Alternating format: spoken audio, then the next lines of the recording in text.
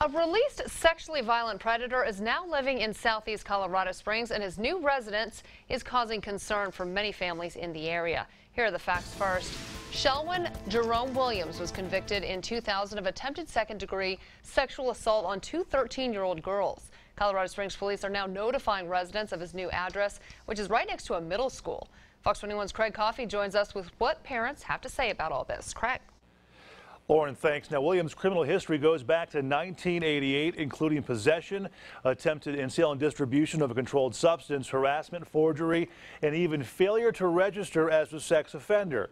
It's a history not settling very well with one southeast neighborhood. A situation none of us parents want to get put into, that we have to have this discussion on a daily basis and always have to be asking our child, has anybody touched you? Has anybody looked at you? Have you been followed home? That's stuff that we don't want to have to deal with and need to deal with. One parent describes the increase in awareness he will have with his 12-year-old son. Everybody needs to know. They need, so that they can watch their children a little bit better. A mother with a 14-year-old girl says she will change her daily schedule to be more protective. I will most likely pick her up more often and make sure that I have contact with her if she is walking home. So as you can see just down the sidewalk here at this address, it's 4519 Harwood Road. That's the official registered address now for sexual violent predator Shelwyn Jerome Williams. Now here's the issue.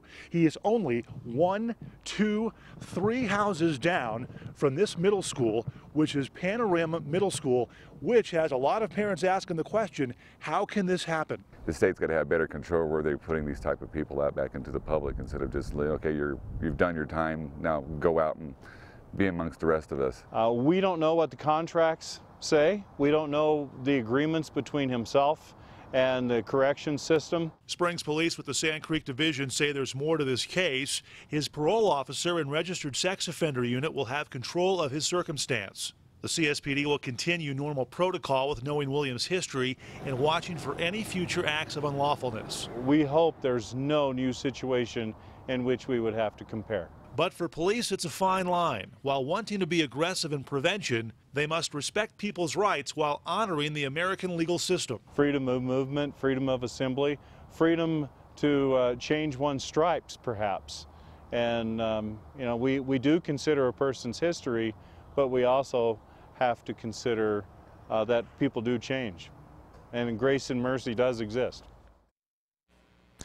Now, police will continue to monitor Williams' location. The school in Harrison District 2 will remain on higher alert with more patrols surrounding the property.